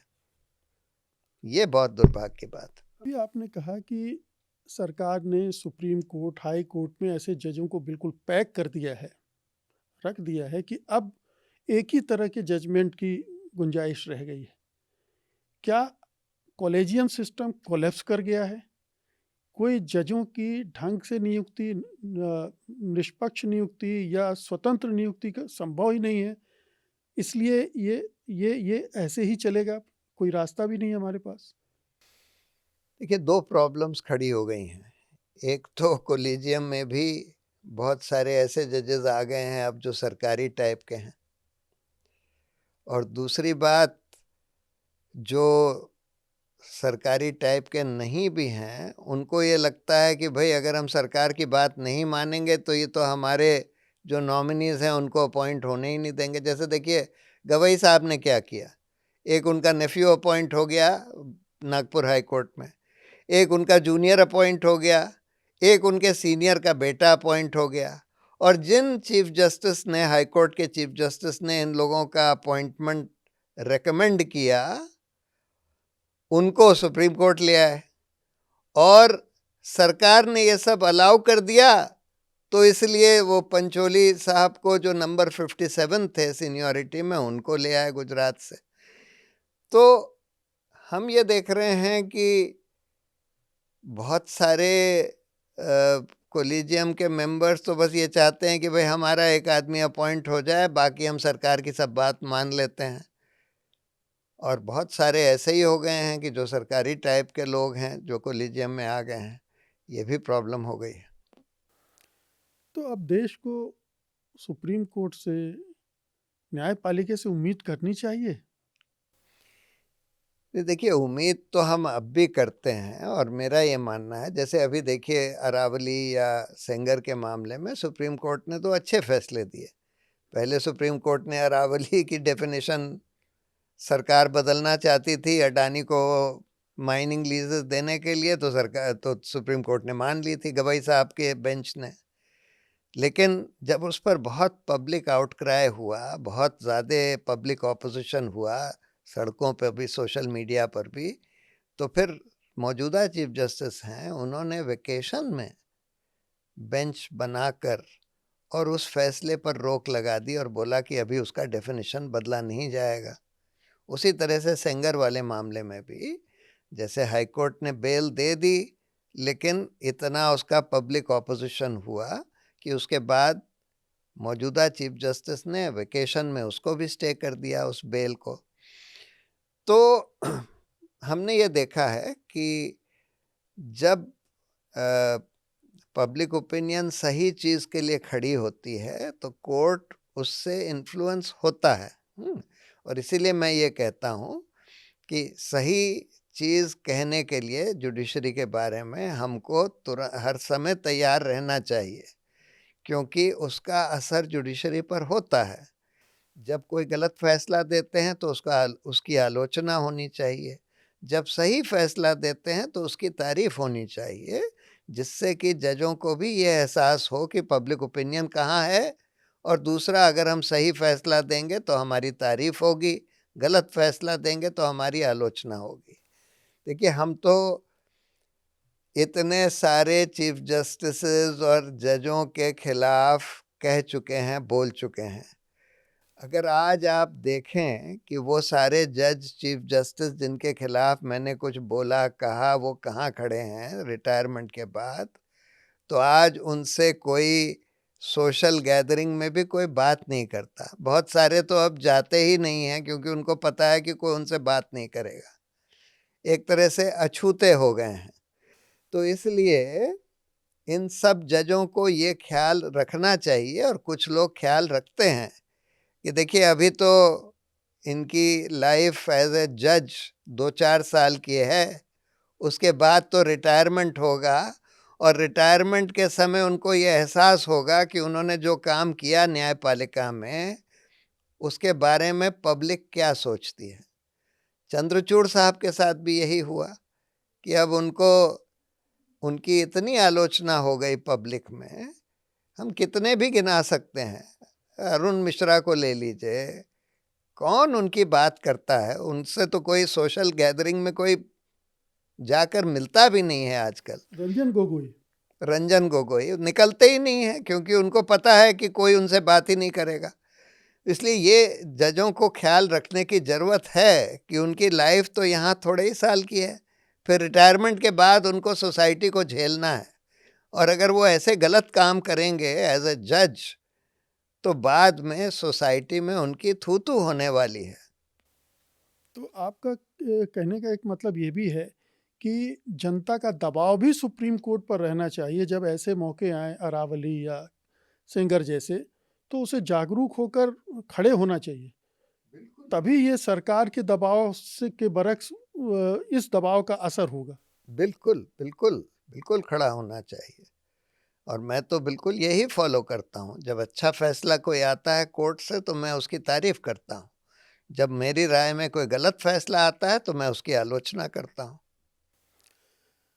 कई बार देखा गया कि सुप्रीम कोर्ट अपने फैसलों को भी इम्प्लीमेंट नहीं करवा पाता। जैसे बुलडोजर जस्टिस, सुप्रीम कोर्ट ने कहा ये कोई जस्टिस नहीं है, लेकिन अभी भी बीजेपी शासित राज्यों में बुलडोजर इस्तेमाल हो रहा है और कोई रोकने वाला नहीं है। ये कोर्ट कंटेम्प्ट ऑफ कोर्ट होना चाहिए। बिल्कुल होना चाहिए, बिल्कुल होना चाहिए। और ये कई फैसलों में, कई मामलों में हम देखते हैं कि फैसले तो अच्छे आ जाते हैं लेकिन उसके बाद उसका इम्प्लीमेंटेशन नहीं होता, और सरकार को ये लगता है कि भाई हमें कोई परवाह नहीं है, हम फैसलों की परवाह नहीं करेंगे क्योंकि कोर्ट तो कुछ करेगा नहीं, कंटेम्प्ट वगैरह तो लेगा नहीं। अब जैसे जजों की नियुक्ति के मामले में भी तो सरकार यही कर रही है। कानून ये कहता है कि भाई जो कोलिजियम तय करेगा फाइनली, अगर यूनानिमसली रीइटरेट करेगा तो उसका आपको नियुक्ति करनी होगी। लेकिन इस सरकार ने तो दर्जनों ऐसे केस हैं जहां कोलिजियम ने यूनानिमसली भी रीइटरेट किया, तब भी सरकार अपॉइंटमेंट नहीं कर रही, लेकिन उनके खिलाफ कोई कंटेम्प्ट नहीं चलाई जाती, जबकि क्लियर कंटेम्प्ट है ये। तो इसलिए सरकार को ये फीलिंग हो गई है कि भाई हमारे प्रधानमंत्री या कानून मंत्री या किसी अहम मंत्री के खिलाफ सुप्रीम कोर्ट को कंटेम्प्ट ऑफ कोर्ट चलाने की हिम्मत ही नहीं है। तो इसलिए वो एम्बोल्डन हो जाते हैं कि भाई हम जो चाहें करें, फैसले कुछ भी देते रहें, हमको तो जो मन होगा हम करेंगे। इस तरह की फीलिंग फिर सरकारों में आ जाती है। जी, और आम लोगों में ये फीलिंग आती है कि सुप्रीम कोर्ट भी फैसला दे देगा तो होगा क्या। अगर फिर भी बुलडोजर चल रहे हैं और ज़्यादातर माइनॉरिटीज़ के खिलाफ ही चल रहे हैं, तो एक धारणा ये बनती है कि सुप्रीम कोर्ट भी लाचार है। हाँ, बिल्कुल, बिल्कुल। तो फिर लोग हताश हो जाते हैं कि भाई ठीक है, फैसला आ गया, लेकिन अल्टीमेटली तो सरकार जो चाहती है वो करती है और सुप्रीम कोर्ट फिर हमारी रक्षा में नहीं खड़ा होता। इस तरह की फीलिंग आ जाती है, और इस वजह से आज हिंदुस्तान में माइनॉरिटीज़ के मन में बहुत हताशा है। अच्छे अच्छे लोग जो हैं माइनॉरिटी कम्युनिटी के, जो एलीट जिनको कहते हैं माइनॉरिटीज़ के, वो भी बहुत हताश हैं आज जिस तरह के हालात देश में खड़े हो गए हैं। अब थोड़ा सा विषय चेंज करते हैं, राजनीतिक विषय पे आते हैं। एक राजनीतिक प्रयोग आप लोगों ने किया, अन्ना आंदोलन, और उसके बाद जो कुछ हुआ हम सब देख रहे हैं। आपने भी हाल में रिग्रेट भी किया था कि मैं अन्ना आंदोलन में क्यों मैं शामिल हुआ। वो रिग्रेट क्यों था? नहीं, रिग्रेट इसलिए नहीं था कि हमने आंदोलन किया। देखिए, उस समय भ्रष्टाचार बहुत था यूपीए की सरकार में। 2G, कोलगेट, सब में खूब भ्रष्टाचार हुआ, उसमें कोई शक हो नहीं सकता। बहुत भ्रष्टाचार था, लेकिन भ्रष्टाचार के खिलाफ आंदोलन करना ठीक था, लेकिन हमको ये देखना चाहिए था कि इस आंदोलन को पीछे से भाजपा सपोर्ट करवा रही है, और उनका मकसद तो बस एक ही है कि कांग्रेस को गिराकर ये पावर में आ जाएं। और हम लोगों को ये समझना चाहिए था कि अगर ऐसा हुआ तो और बुरा होने वाला है, क्योंकि भाजपा तो सिर्फ भ्रष्ट ही नहीं है, लेकिन कम्युनल भी है, फैसिस्ट भी है, एंटी साइंटिफिक भी है, सभ्य भी नहीं है। मतलब गाली गलौच, मारपीट, हर तरह की चीज़ें जो कांग्रेस में नहीं थी। कांग्रेस में भ्रष्टाचार था उस यूपीए सरकार में, लेकिन ये सब नहीं था, फैसिज्म नहीं था, इस तरह का असभ्य बिहेवियर नहीं था, एंटी साइंटिफिक नहीं था। तो इसलिए हम लोगों को ये और क्लोजली देखना चाहिए था कि इसका हश्र क्या होने वाला है और कौन इसका फायदा उठा रहा है। आपको कब लगा कि बीजेपी सपोर्ट कर रही है इसको? नहीं, मुझे तो बाद में लगा, इन रेट्रोस्पेक्ट। उस समय तो हम लोग ये, कम से कम मैं तो ये क्लोजली नहीं देख रहा था। मुझे तो ये भी इतना एहसास नहीं था कि भाई रामदेव और ये रविशंकर वगैरह ये भाजपा के कहने पर आए हैं इस इंडिया अगेंस्ट करप्शन के सपोर्ट में, और इनका मकसद तो बस एक ही है कि किसी तरह से कांग्रेस की सरकार गिरे और भाजपा की सरकार आए। मैं इन सब चीज़ों को बहुत क्लोजली, बहुत सस्पिशियसली नहीं देखता था, तो इसलिए मुझे उस समय एहसास नहीं हुआ। ये तो बाद में इन रेट्रोस्पेक्ट जब कांग्रेस की सरकार चली गई और भाजपा की सरकार आ गई, तब हम जब रेट्रोस्पेक्टिवली देखने लगे, तब मुझे लगा कि बिल्कुल ये हो रहा था हमारे पीछे। लेकिन कैसे नहीं देख पाए आप? क्योंकि हम लोग देख रहे थे कि जगह जगह आरएसएस, बीजेपी प्रोटेस्ट ऑर्गेनाइज कर रही है बड़े पैमाने पर, लेकिन आप लोग कैसे चूक गए? आप लोग इतने देखिए, मैं तो बहुत सस्पिशियस हूँ नहीं, तो इसलिए नहीं, आप लोग मैं से इन मतलब सब चीज़ों। आप, योगेंद्र यादव, मेधा योगेंद्र पाटकर, बहुत यादव सारे ऐसे आप नहीं, जैसे लोग इकट्ठे योगेंद्र हुए थे यादव तो उस समय नहीं थे। योगेंद्र यादव तो बाद में बाद आए में। जब जी। पार्टी बनी। तो जब अन्ना आंदोलन हो रहा था उस समय योगेंद्र यादव नहीं थे, वो बाद में आए। वो थोड़ा और क्लोजली देखते हैं। हाँ, लेकिन मैंने और मेरे पिताजी ने भी ये बहुत क्लोजली नहीं देखा। ये हमारी चूक हुई, हमारी भूल हुई। और एक तरह से ये भी कहा जा सकता है कि भाई हम लोग बहुत गलिबल थे कि हम इस उसमें बह गए कि भाई कांग्रेस का भ्रष्टाचार हम लोग उजागर कर रहे हैं, एक एंटी करप्शन कानून बनवा रहे हैं, और उसमें हम लोग बह गए और ये नहीं देख पाए कि इसका फ़ायदा तो एक बहुत ही खतरनाक ऑर्गेनाइजेशन उठा रहा है और उसको पीछे से सपोर्ट भी वही ऑर्गेनाइजेशन कर रहा है। क्या अन्ना हजारे की मानसिकता में भी आप लोगों को ये नजर नहीं आया कभी? हाँ, मुझे उस समय इतना नहीं नज़र आया था, लेकिन बाद में अब मैं रेट्रोस्पेक्टिवली अगर देखूं तो ये लगता है कि शायद उनका थोड़ी सिंपैथी बीजेपी के साथ थी। लेकिन मैं ये नहीं मानता कि अन्ना हज़ारे कोई खराब मानसिकता के साथ आए थे। अन्ना हज़ारे ठीक मानसिकता के साथ आए थे, लेकिन अन्ना हज़ारे को ये मूवमेंट चलाने के लिए अरविंद केजरीवाल और उसके लोगों ने जो ऑर्गेनाइज किया था उसकी ज़रूरत थी। और पीछे से, या जैसे आप कह रहे हैं कि भाजपा आरएसएस वाले लोग उसको हेल्प कर रहे थे, ये इन लोगों को भी भेज दिया, रविशंकर और रामदेव वगैरह को।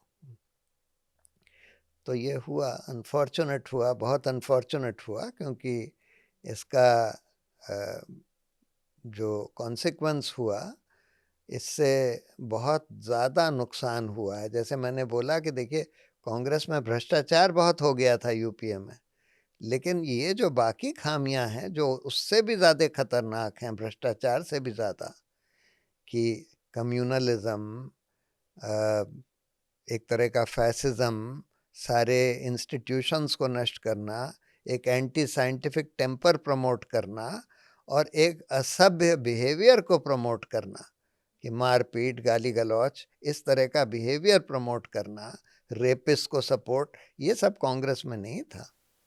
क्या मनमोहन सिंह को जिस तरह से उस समय पेश किया गया, उसको लेकर भी कोई रिग्रेट है?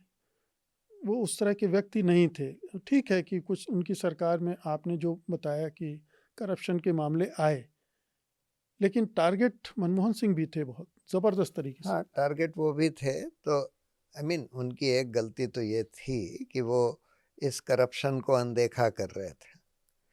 वो खुद करप्ट नहीं थे, खुद बहुत ईमानदार आदमी थे, लेकिन ये करप्शन चल रहा था। इसमें जो यूपीए के दूसरे घटक दल और कांग्रेस के लोग भी इन्वॉल्व थे, ये सब इन्वॉल्व थे, लेकिन मनमोहन सिंह उसमें नहीं इन्वॉल्व थे। और लेकिन उस सरकार को चलाने के लिए वो उसका अनदेखा कर रहे थे। ये तो उनकी गलती थी, लेकिन वो पर्सनली बहुत ईमानदार आदमी थे, और इन लोगों से तो बहुत ही बेहतर आदमी थे। जिस तरह की मौजूदा प्रधानमंत्री हैं, या जिस तरह की सरकार अब आ गई है, इन लोगों से तो बहुत ही बेहतर आदमी थे। बहुत जेंटल जेंटल आदमी थे। उसमें कोई दो राय हो ही नहीं सकती।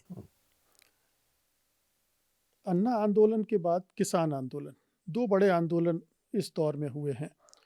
अन्ना आंदोलन से उस समय की सरकार जिस तरह से निपट रही थी, और किसान आंदोलन से जिस तरह से मोदी सरकार ने निपटा, इन दोनों में क्या फ़र्क देखा?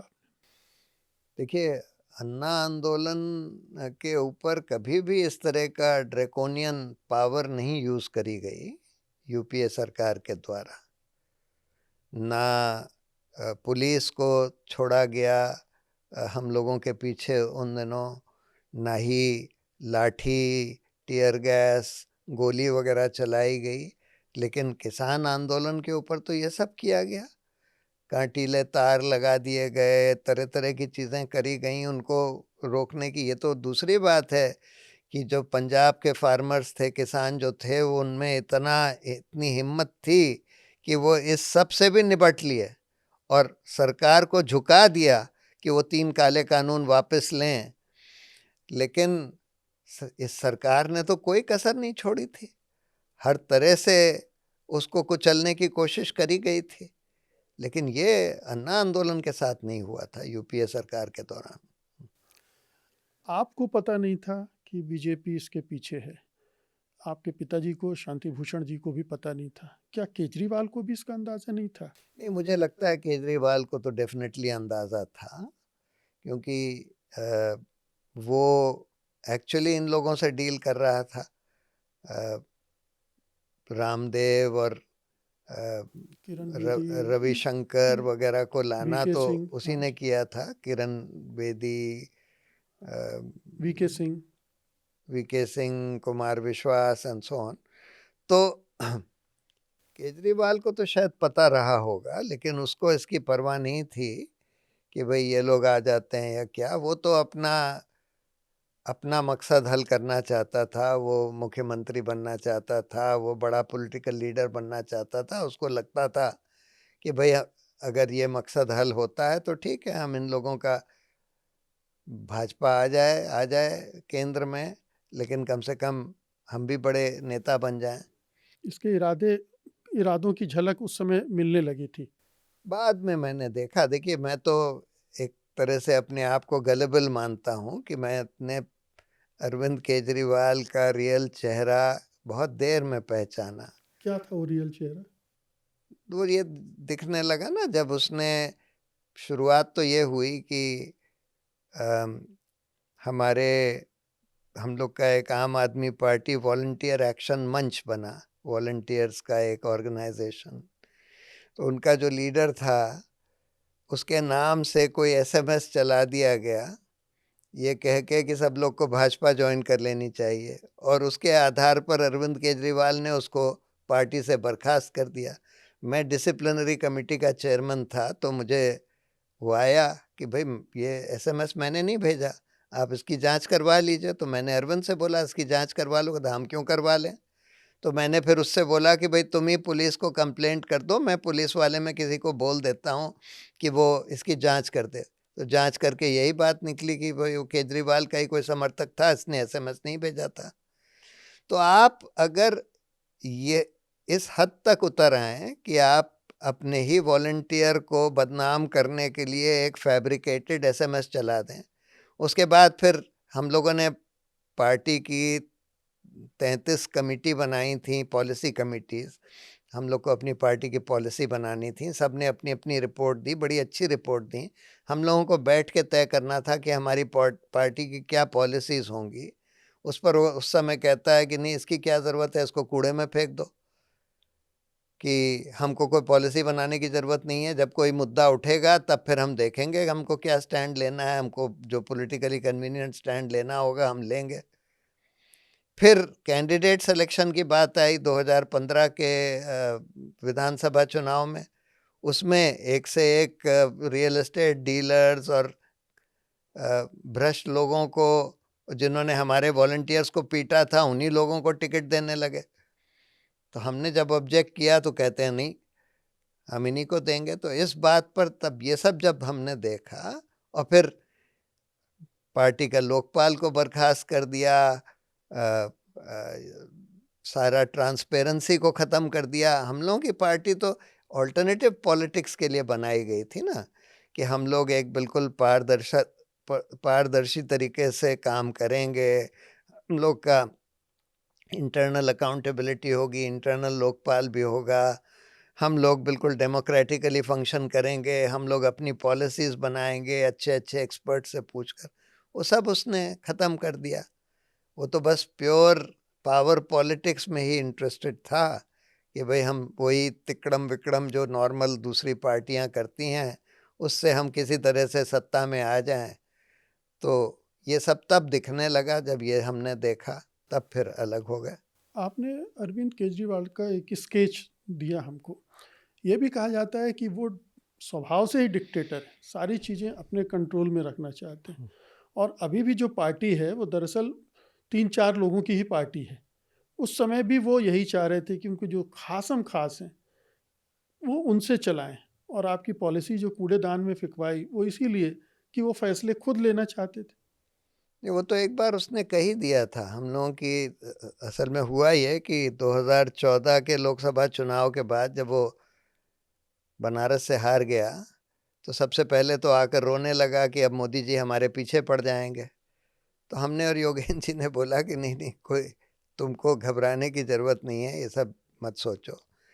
फिर हम तो छुट्टियां थीं कोर्ट की, तो हम तो शिमला चले गए थे। उसके बाद कुछ लोगों का फ़ोन आया, पार्टी के कुछ अहम लोगों का, कि भाई हम लोग ये सुन रहे हैं कि भाई ये कांग्रेस से मिलकर फिर से सरकार बना रहे हैं दिल्ली में। उस समय ये हुआ था जी, कि कुछ सीटें प्रेसिडेंट्स कम थी। रूल लगा दिया गया था दिल्ली में, और हम लोगों ने पिटिशन फाइल करी थी कि भाई आप फ्रेश इलेक्शंस करवाइए। इस बीच में ये लोग ये कहने लगे, तो हमने अरविंद से पूछा, फ़ोन करके पूछा कि भाई तुम लोग ये सोच रहे हो क्या? तो बोला हाँ सोच तो रहे हैं। हमने बोला तो अभी कुछ फैसला मत लेना, अभी तुम नेशनल हम लोगों की एडवाइजरी कमेटी एनएसी की मीटिंग करा लो जिसमें 9 लोग ही थे, फिर हम लोग तय करेंगे। तो मैं वहाँ से आ गया दिल्ली, और फिर हम लोग की रात में मीटिंग हुई। उसमें 5 लोग इस फैसले के खिलाफ थे कि भाई कांग्रेस से मिलके फिर से सरकार बनाई जाए, और सिर्फ 4 लोग इंक्लूडिंग अरविंद इसके फेवर में थे। तो हमने बोला कि देखो वो 4 मेजॉरिटी लोग खिलाफ। कौन कौन थे? अरविंद केजरीवाल, अरविंद था, मनीष सिसोदिया थे, 2 और लोग थे, हमको कुमार हाँ विश्वास। एक वो था जो सेक्रेटरी था, क्या नाम है, गुप्ता क्या नाम है, जो हमारा जनरल सेक्रेटरी था। कुमार विश्वास तो शायद खिलाफ था इसके, अच्छा, उस समय वो खिलाफ था। एक और जने इसके फेवर में थे। तो अरविंद ने बोला कि नहीं, मेजॉरिटी से क्या होता है, मैं कन्वीनर हूँ, मैं तय करूँगा। तो वो मानसिकता, उसकी जो डिक्टेटोरियल मानसिकता थी, वो उस समय से क्लियर हो गई थी कि उसको ये लगता था कि मैं कन्वीनर हूँ, मैं जो चाहूँ फैसला लूँगा पार्टी का। हमने बोला था ऐसे तो नहीं चल सकता। तो फिर वो वर्किंग कमेटी को भेजा गया, वर्किंग कमेटी में भी मेजॉरिटी उसके खिलाफ आई, लेकिन फिर भी उसने एक चिट्ठी जारी कर दी टू द गवर्नर कि भाई आप अभी असेंबली डिसॉल्व मत करिए क्योंकि हम फिर से सरकार बनाने की कोशिश कर रहे हैं, जिससे बहुत एम्बैरेसमेंट हुआ पार्टी को। लेकिन उसकी जो ये मानसिकता थी कि भाई मैं ही डिक्टेटर हूँ, मैं ही पार्टी चलाऊंगा, ये उस समय से दिखने लगी थी। दिख रहा होगा कि मुख्यमंत्री की कुर्सी सामने है। हाँ हाँ, उसको और ये भी डर लग रहा था उसको शायद कि भाई अगर हम पावर में नहीं रहेंगे, मुख्यमंत्री नहीं रहेंगे, तो मोदी हमारा पता नहीं क्या कर दे। वो तो मोदी के खिलाफ चुनाव लड़ा था ना बनारस से। जी जी। उस समय तो रोने ही लगा था जब हम जब वहाँ से बनारस से वापस आया। आप लोग निकले या निकाले गए? नहीं, हम लोगों ने तो तय कर लिया था कि भाई ऐसे तो हम रह नहीं सकते, हमने उसको बिल्कुल क्लियर कर दिया था। लेकिन हम लोग फिर भी ये चाहते थे कि भाई मेजॉरिटी ऑफ द पार्टी ये बात समझे। लेकिन वहाँ पर उसने ऐसा माहौल बना दिया, जो एक पार्टी की हम लोग की मीटिंग हुई थी, जो एक बड़ा ग्रुप था पार्टी का, उनकी जो मीटिंग हुई उसमें तो उसने फिर ये दिस फेलो कपिल मिश्रा वगैरह को तो ये गुंडों की तरह आ गया था कि हमारे फादर को फिजिकली उठाकर बाहर फेंक दे। This Kapil Mishra was leading that gang of thugs, जो कि वहाँ पर इसके केजरीवाल के कहने पर, तो मतलब टेक्निकली यू कैन से कि निकाल दिए गए। लेकिन हम लोगों ने तो ये तय कर लिया था कि भाई इस तरह के माहौल में तो हम लोग पार्टी में नहीं रह सकते। कई लोग कहते हैं कि आप लोगों की वजह से केजरीवाल अपने आप को इनसिक्योर फील करने लगे थे। नहीं, उसको तो ये लगता था ना कि हम लोग उसको मनमानी नहीं करने देंगे। ये तो उसको एहसास हो गया था कि मैं और योगेंद्र यादव उसको मनमानी नहीं करने देंगे, कि जो चाहे वो कर ले, चाहे जितना भी अनएथिकल हो, इमोरल हो, वो हम नहीं करने देंगे। तो वो तो ये चाहता था कि जो चाहे वो कर ले। क्या ऐसा नहीं है कि चूंकि आप लोग ज़्यादा पढ़े लिखे, ज़्यादा अनुभवी इंटेलेक्चुअल्स में थे, अरविंद केजरीवाल की उस तरह की इमेज नहीं थी, वो आप लोगों के ज्ञान से भी आतंकित रहे होंगे? नहीं, ज्ञान से नहीं इतना, मुझे लगता है कि उसको यही लगता था कि भाई हम लोग उसकी हाँ में हाँ नहीं मिलाएंगे। हम लोग तो अपना एक इंडिपेंडेंट व्यू लेंगे हर चीज़ पर, उसकी हाँ में हाँ नहीं मिलाएंगे। तो वो जिस तरह से चलाना चाहता है कि भाई जब कोई मुद्दा आएगा तब हम उस पर स्टैंड ले लेंगे, जो पॉलिटिकली कन्वीनियंट होगा वो ले लेंगे, हम लोग कोई प्रिंसिपल्ड स्टैंड नहीं लेंगे। ये तो उसको पता था कि हम लोग तो ऐसे नहीं काम करते हैं कि कोई जस्ट एक्सपीडियंट स्टैंड ले लो, कोई उसमें प्रिंसिपल ना हो फिर भी, तो इसलिए। ये बताइए कि आपने कहा कि अरविंद केजरीवाल में उस समय इस तरह का वो समझ रहे थे, जान रहे थे कि बीजेपी सपोर्ट कर रही है। क्या वो अंदर से बीजेपी समर्थक थे और आज उनकी पार्टी, या आज तो ठीक है चूंकि मोदी के निशाने पर, लेकिन उसका काम धाम सब कुछ बीजेपी की बी टीम की तरह? नहीं, मुझे ये नहीं लगता, पर हाँ थोड़ा सा आइडियोलॉजिकल टिल्ट है उस तरफ, बीजेपी की तरफ। और अगर कभी उसको ये लगे कि भाई बीजेपी के साथ हाथ मिलाकर ही हमारा मकसद हल हो सकता है, तो वो भी कर सकता है। मतलब वो तो ए मॉरल है, तो अपने एंड्स के लिए कुछ भी कर सकता है, मुझे ये लगता। थोड़ी सी चर्चा चुनाव को लेकर करते हैं। अब ये माना जा रहा है कि हिंदुस्तान में निष्पक्ष और स्वतंत्र चुनाव का दौर खत्म हो गया है। अब पूरी तरह से पूरी चुनावी प्रक्रिया पर सरकार का नियंत्रण है, चुनाव आयोग सरकार के नियंत्रण में है, एसआईआर जो चल रही है वो सब उसी पर्पज से है। और जितने भी राहुल गांधी ने प्रेजेंटेशन दिए, चाहे महाराष्ट्र हरियाणा का हो, कर्नाटक का उदाहरण दिया उन्होंने, क्या आपको लग रहा है कि अब चुनाव के जरिए सत्ता परिवर्तन संभव है इस देश में? देखिए, लोकतंत्र, चुनावी लोकतंत्र का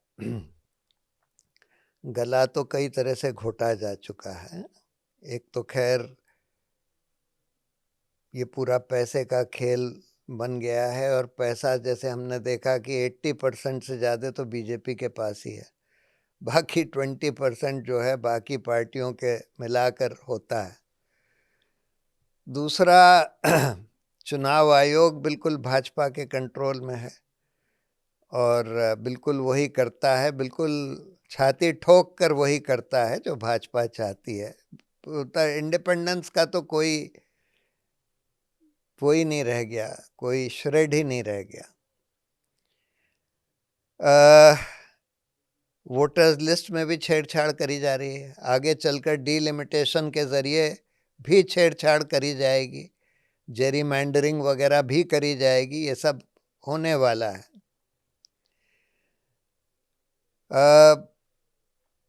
ईवीएम का भी लोगों के मन से बहुत भरोसा उठ गया है, क्योंकि लगता है कि भाई ये मैनिपुलेट किए जा सकते हैं, क्योंकि उसमें सॉफ्टवेयर यूज़ होता है। और इसलिए कायदे से ये वीवीपैट मशीन्स की स्लिप्स काउंट होनी चाहिए थी, जो कि सुप्रीम कोर्ट ने मैंडेट किया था कि भाई हर एक ईवीएम में वीवीपैट लगाओ। लेकिन अनफॉर्चुनेटली ये लोग उसको भी नहीं काउंट कर रहे, 2% बस सैंपल के तौर पर देखते हैं। तो प्रॉब्लम तो बहुत बड़ी है, लेकिन फिर भी अगर पब्लिक ओपिनियन बहुत स्ट्रांगली इनके खिलाफ होती है, जो जैसे 2014 में इनकी मेजॉरिटी नहीं आई। लेकिन उस दौरान जो सरकार थी उसने कोई चुनावी धांधली नहीं की। चुनाव में धांधली करके अपनी सत्ता बरकरार रखने की कोशिश नहीं की। चुनाव आयोग का दुरुपयोग नहीं 2014 में किया। 14 नहीं, 24 की हम बात कर रहे जी, हैं, 24 जी। 2024 में इनकी मेजॉरिटी नहीं आई। भाजपा की। और इसलिए नहीं आई क्योंकि पब्लिक ओपिनियन बहुत खिलाफ थी। अब ये एसआईआर में भी जो इन्होंने किया है, अगर अगर मान लीजिए ईवीएम को टोटली मैनिपुलेट कर पाते हैं तब तो अलग बात है। अभी तक तो टोटली मैनिपुलेट नहीं कर पाए हैं। रिप्लेस वगैरह जरूर कर सकते हैं थोड़े बहुत, लेकिन बहुत ज़्यादा नहीं। तो जैसे वेस्ट बंगाल में मुझे नहीं लगता कि आज भी ये लोग वहाँ जीत सकते हैं, ये सब एसआईआर करने के बाद भी। ऐसे और भी कुछ स्टेट्स हैं जहाँ पर ये लोग नहीं जीत पाएंगे, सदर्न स्टेट्स में नहीं जीत पाएंगे एसआईआर करने के बावजूद भी, क्योंकि पब्लिक ओपिनियन सब इनके खिलाफ है। हाँ, 4-6% इसका फ़ायदा, 2-4% एसआईआर से फ़ायदा उठा सकते हैं। फिर जो घूस देते हैं, जैसे बिहार में दिया इन्होंने 10-10 हज़ार रुपये 1.5 करोड़ महिलाओं को, उसका 2-4%, 4-6% फ़ायदा। इन सब तरीके से ये मिला मिलू के अभी भी जीत पा रहे हैं। अदरवाइज अगर पब्लिक ओपिनियन बहुत खिलाफ हो जाए, जो मुझे लगता है कि खिलाफ होने लगी है, खासकर जब लोगों को ये दिख रहा है कि सारे बलात्कारी इन्हीं में से निकल रहे हैं, सब बलात्कारी के पक्ष में ये लोग खड़े हो जाते हैं, चाहे ये अंकिता भंडारी का केस हो, चाहे ये सेंगर का हो, चाहे राम रहीम का हो। तो अगर तो कितना ये लोग एसआईआर प्लस घूस प्लस इससे उससे ज़्यादा 10% का मैनिपुलेशन कर सकते हैं। लेकिन अगर पब्लिक ओपिनियन ओवरवेलमिंगली इनके खिलाफ हो तब फिर भी नहीं जीत पाएंगे। तो ऐसा नहीं है कि 2024 से इन्होंने सबक लिया है और एसआईआर उसी की कवायद है कि वो जो चूक उस समय हो गई अब ना होने पाए। नहीं, वो कोशिश तो यही कर रहे हैं, एसआईआर के जरिए वो एक दूसरा एनआरसी करवाना चाहते हैं पूरे देश में। और वो भी एनआरसी ऐसा, देखिए मॉडल बिल्कुल क्लियर है। मॉडल ये है कि लोगों से ये सारे डॉक्यूमेंट्स मांगो, passport, birth certificate, citizenship certificate वगैरह। जाहिर है ज़्यादातर लोगों के पास नहीं होंगे। अच्छा, उसके बाद आप सेलेक्टिवली अपने जो लोग हैं, जहाँ जो आपको वोट देते हैं, उनके नाम तो वापस डाल दो। ज़्यादातर लोग नहीं दे पाएंगे, उसमें हिंदू भी होंगे, मुस्लिम भी होंगे, ज़्यादातर हिंदू होंगे, कम मुस्लिम होंगे, लेकिन वापस नाम उनके डलवा देंगे जो हिंदू हैं, इनके समर्थक हैं। और जो मुसलमान हैं, जो ये डॉक्यूमेंट्स नहीं दे पाए, या जो लोग इनके खिलाफ वोट करते हैं जो डॉक्यूमेंट्स नहीं दे पाए, उनके नाम बाहर रखेंगे। ये कोशिश है इनकी। और आधार ये देंगे कि भाई अपनी सिटीजनशिप वो नहीं प्रूव कर पाए। जबकि 25-50 लाख फर्जी वोटर जुड़वा देंगे जो इधर से उधर घूम घूम कर वोट डालते रहते हैं। हाँ, वो सब। लेकिन उससे भी वो ज़्यादा से ज़्यादा 5-6% एक्स्ट्रा वोट ला सकते हैं अपने पास। उसी तरह से एज आई सेड, घूस वूस देकर भी 5-6% एक्स्ट्रा वोट ला सकते हैं। 10-12% एक्स्ट्रा वोट इनको मिल सकते हैं, ये सब चीज़ें, ये हथकंडे अपनाने से। लेकिन अगर ओवरवेलमिंग पब्लिक ओपिनियन इनके खिलाफ हो तो ऐसा नहीं है कि चुनावी लोकतंत्र बिल्कुल खत्म हो चुका है। प्रशांत जी, उत्तर प्रदेश में एक बाई इलेक्शन हुआ। उस इलेक्शन में उस कंस्टिट्यूंसी में मोर देन 60% माइनॉरिटी पॉपुलेशन है और उसको भी जीत लिया बीजेपी ने, क्योंकि उनको वोट ही नहीं डाला। ठीक बात है, ठीक बात है। तो वो भी करते हैं, वो भी करते हैं, लेकिन वो हर जगह नहीं कर पाते। एक दो चार कंस्टिट्यूएंसीज में कर लेते हैं, लेकिन हर जगह नहीं कर पाते।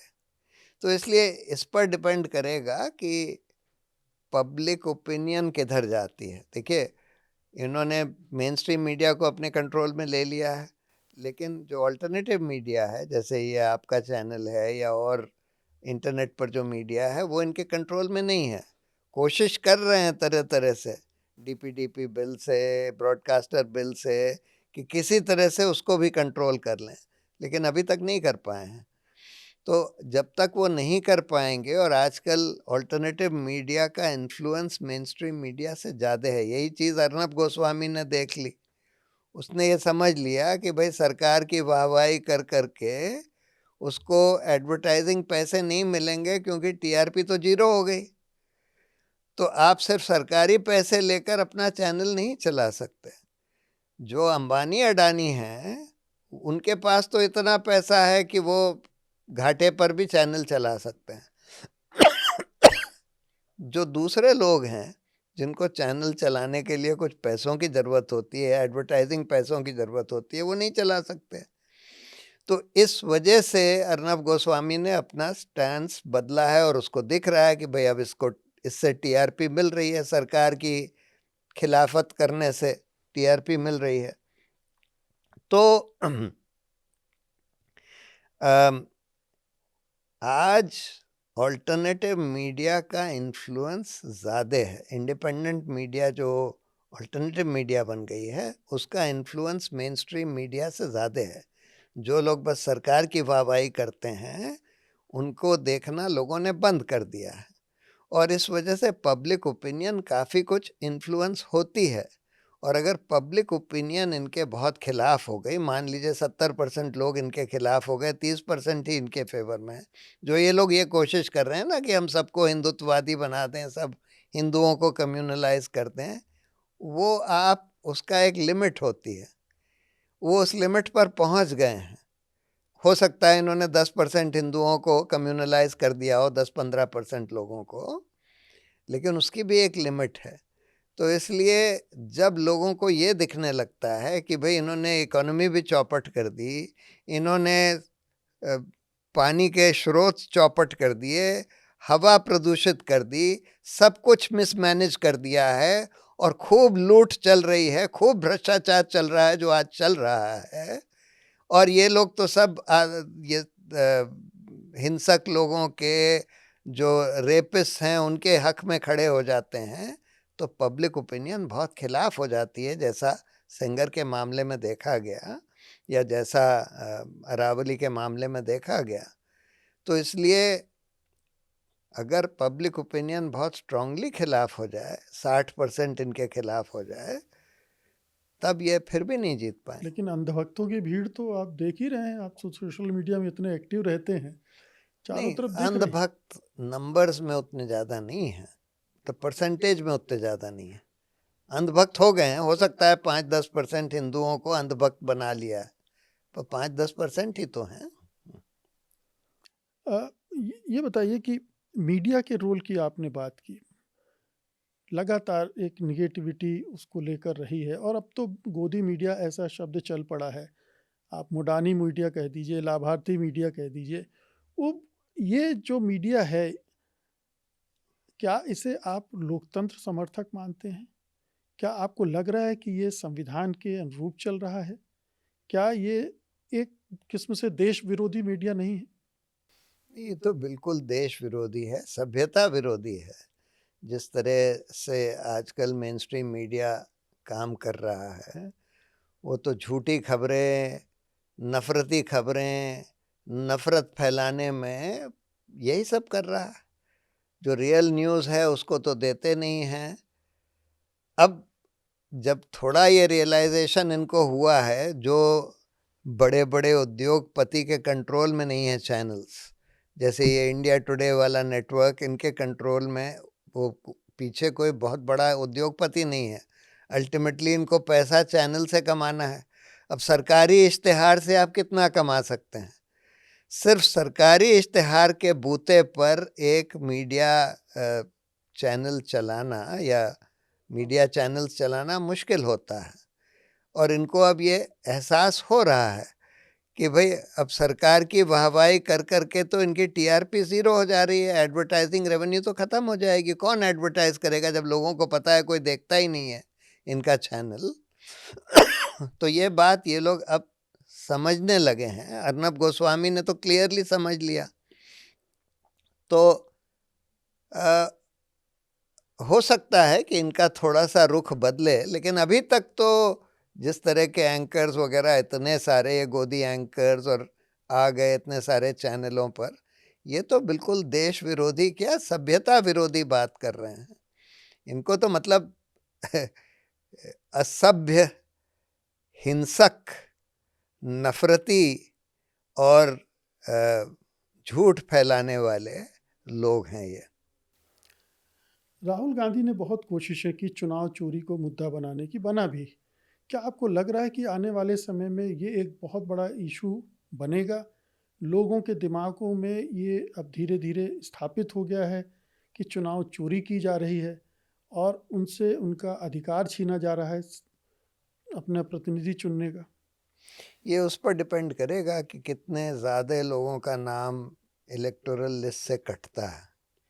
अगर काफ़ी लोगों का, लेट्स से 10% या उससे ज़्यादा लोगों का नाम एक्चुअली कट जाता है वोटर्स लिस्ट से फाइनल रोल में, तब ये बहुत बड़ा मुद्दा बन सकता है। यूपी में तो लगभग 3 करोड़ मतदाता अभी थे हैं, ना? लेकिन देखिए अब बहुत सारों को ये लोग वापस डाल देंगे ना सेकंड राउंड में। अभी ड्राफ्ट लिस्ट में बहुत सारे उसमें से निकले हैं, लेकिन अब देखते हैं कि बिहार किन में को तो वापस। फाइनल लिस्ट में भी 42 लाख लोग गायब थे। हाँ, पर 42 लाख 10% से कम थे ना, करीब 5% थे, 5% ऑफ देयर वोटिंग पॉपुलेशन। हम कह रहे हैं कि अगर 10% से ज़्यादा लोगों के नाम कट जाते हैं तो ये एक क्रिटिकल मास हो सकता है जिस पर एक बड़ा आंदोलन इस पर खड़ा हो सकता है। कुछ मेरे रैपिड फायर हम्म, सवाल है। हम्म। आपको जीवन का सबसे बड़ा अफसोस क्या है? नहीं, सबसे बड़ा अफसोस तो यही है कि हमने एक ऐसे आंदोलन की अगुवाई करी जिसका हश्र ये हुआ कि इस तरह की नफरती, असभ्य, हिंसक, भ्रष्ट, फांसीवादी सरकार सत्ता में आ गई और जो इस देश के पूरे लोकतंत्र को और संविधान को रौंद रही है, ये सबसे बड़ा हमको रिग्रेट। सबसे बड़ी खुशी आपको कब मिली?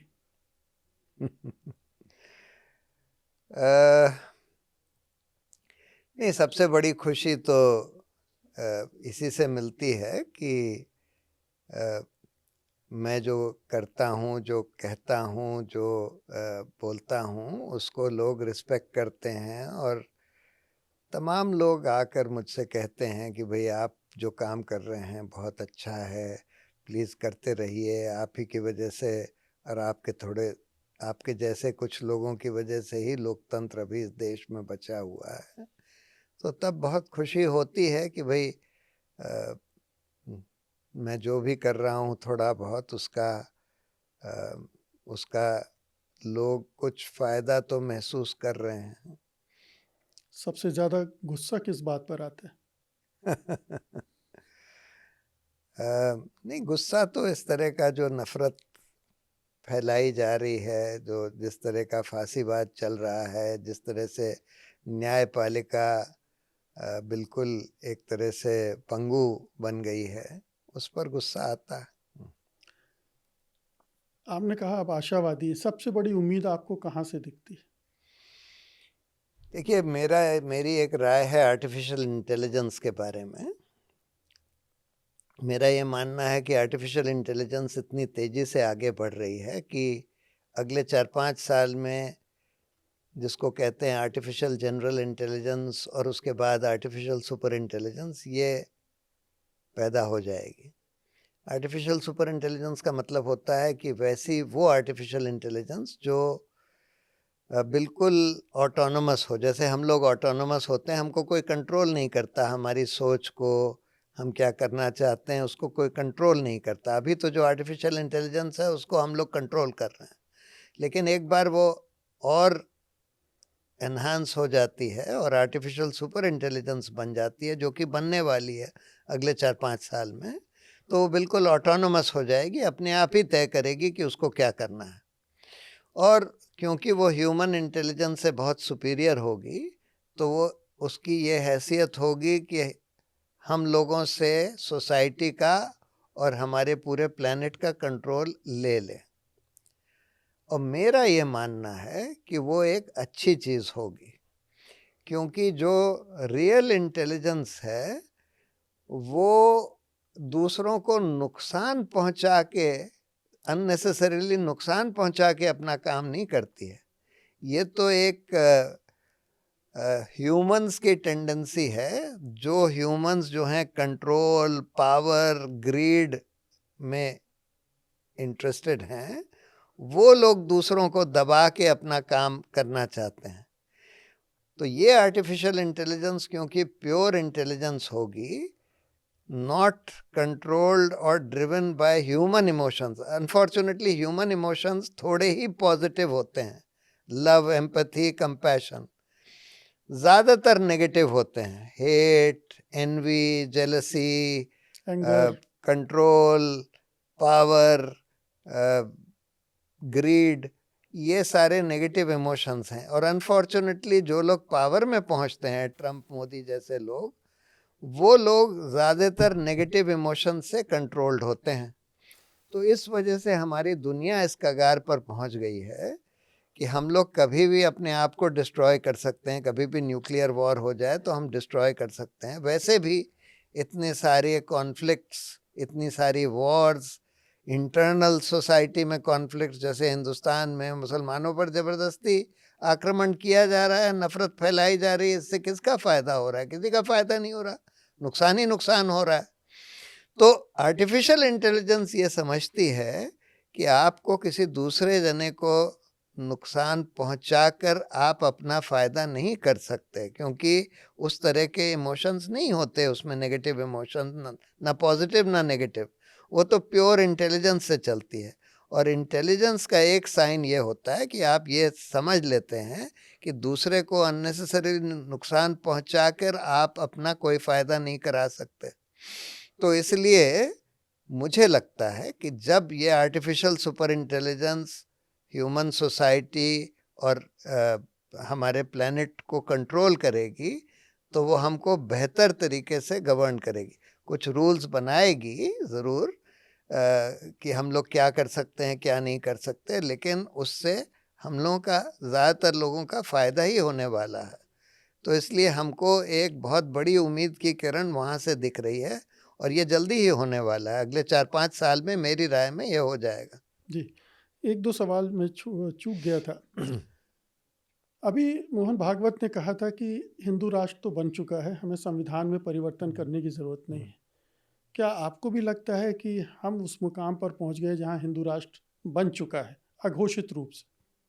हाँ, डी फैक्टो एक तरह से हो ही गया है कि मुसलमानों को आप, अगर आप सड़क पर लिंच कर दें और पुलिस वाले कुछ भी ना करें, और अगर उनके नाम वोटर्स लिस्ट से काट दें, तो डी फैक्टो हिंदू राष्ट्र तो हो ही गया है, होता ही जा रहा है। अभी नहीं हुआ है पूरा, लेकिन उस तरफ हम लोग बढ़ ही रहे हैं कि डी फैक्टो हिंदू राष्ट्र बगैर संविधान में, और अगर जुडिशरी भी कुछ ना करे इसके बारे में, तो एक तरह से हिंदू राष्ट्र हो ही गया। प्रधानमंत्री मोदी के बारे में आप क्या सोचते हैं? 10 साल 11 साल पहले जब आए थे वो, आज के प्रधानमंत्री आपको किस तरह से दिखते हैं? आरएसएस की तारीफ करते हैं, नफ़रत के जो एक्टिविटीज़ होती हैं, हिंसा होती है, उस पर खामोश रहते हैं। अंतर्राष्ट्रीय स्तर पर उन्होंने अपनी एक बड़ी छवि बनाई थी, वो कोलैप्स कर गई है। ट्रंप आए दिन मजाक उड़ाते रहते हैं। मोदी को, आज के मोदी को आप कैसे देखते हैं? नहीं, हर चीज़ में फेल हो गए हैं। एक भी चीज़ इस देश के फायदे के लिए उन्होंने नहीं करी है। हर चीज़ जो उन्होंने करी है उससे नुकसान हुआ है। हमारी इकोनॉमी चौपट हो गई है, अनएम्प्लॉयमेंट ऑल टाइम हाई है, नफरत बेइंतहा बढ़ गई है देश में, झूठ बेइंतहा बढ़ गया है देश में, अनसाइंटिफिक टेम्पर बहुत बढ़ता जा रहा है, एनवायरनमेंट सारा डिस्ट्रॉय हो रहा है, एनवायरमेंटल रेगुलेशन के नाम पर कुछ नहीं किया जा रहा, सब इनइक्वालिटी बहुत बढ़ती जा रही है, सारा की सारा पैसा संपत्ति अडानी अंबानी के पास ही होती जा रही है। और मोदी जी का बस सारा दिखावा होता है कि भाई हम 10 कैमरे उनके साथ चलते हैं हर समय, जिनका मकसद बस यही होता है कि भाई ये दिखाओ कि भाई हम बहुत बड़े वर्ल्ड लीडर हैं। जबकि आज बात यह है कि आए दिन ट्रंप उनका इंसल्ट करता रहता है, मजाक उड़ाता रहता है, और सब जगह मजाक उड़ती है अंतर्राष्ट्रीय स्तर पर। तो इसलिए हर तरह से इस देश का नुकसान हुआ है मोदी काल में और मोदी के वजह से। बहुत बहुत शुक्रिया प्रशांत जी, इस लंबी बातचीत के लिए आपने समय निकाला। धन्यवाद आपका। Thank you.